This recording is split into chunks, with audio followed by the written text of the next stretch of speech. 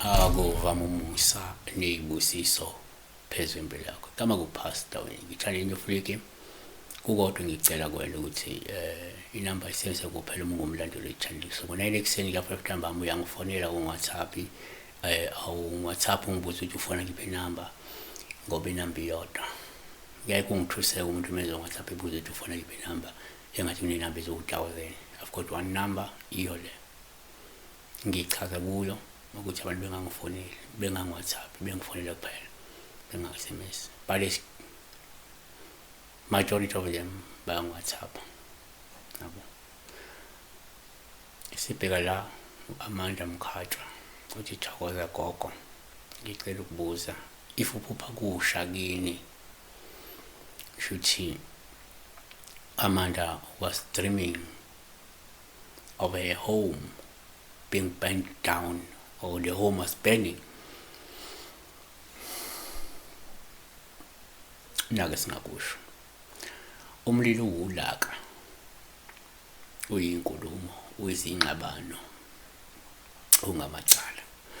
So number one, ngokujwayelekile uma uphupha umuzi sekuthatha njengophawu lubi uma usha, ngoba lokho kusho ukuthi kungenzeka kunezinkulumo, ingxabano noma insongo okanye ukusolana okukhona emndenini.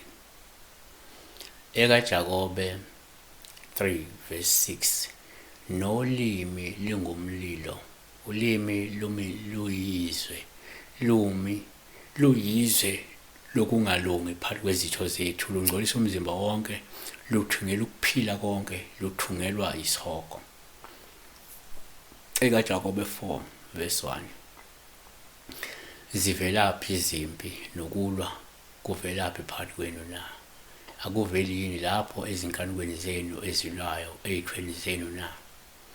2, kwesinye isikhathi uma uphupha umuzi uphawu lokuma usha, lingakuveza lokuthi kungenzeka nilandelwa noma ke nizovukelwa yizitha namacala.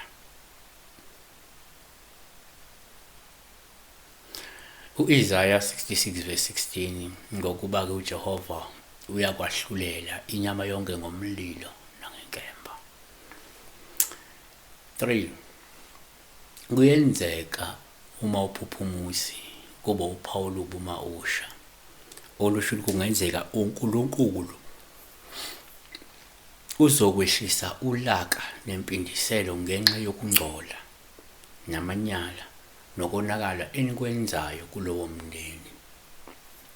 UGenesis 19 verse 24, khona uJehova wanisa phezu kweSodoma naphezu kweGomora isibabule nomlilo. Kanti uHezekiel 16 verse 41 empeleni, ngiziya kushisa izindlu zakho ngomlilo, ziwahlulele emehlweni abesifazane abaningi, ngenze ukuba uyeke ukufeba, wena ngabe usanika umvuzo. 4, ngokwesintu uma uphupha umuzi uphawu lubi uma usha, lokhu ngokwesintu kuthathwa njengento esuke ikhomba ukuthi kungenzeka kukhona amaphutha, kukhona ukuphazama noma ukuphambana nomsamo manje. So ngaleyo ndlela idalwa bese zicunuka zilethulaka nishayo kulowo mndeni. So le isho ukuthi kufanele nibheke ukuthi akukho yini ekwenziwayo okungamaphutha noma ukuphazama noma ukuphambana nje nomsamo okunganilethela ulaka oselivela kwelamathongo, yabona, ekumele bese niyalikhalima ngokuphuthuma, ngokuphazima ungaze kuhlakaze kumndeni. Siyabonga kakhulu besibheka la uma umuzi usha, when you dream of your home being burnt down by fire, or if your home was burning, the dream. Siyabonga, akuvama umusa.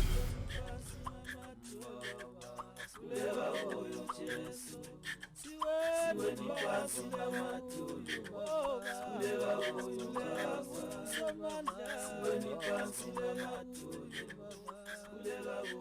Jesu.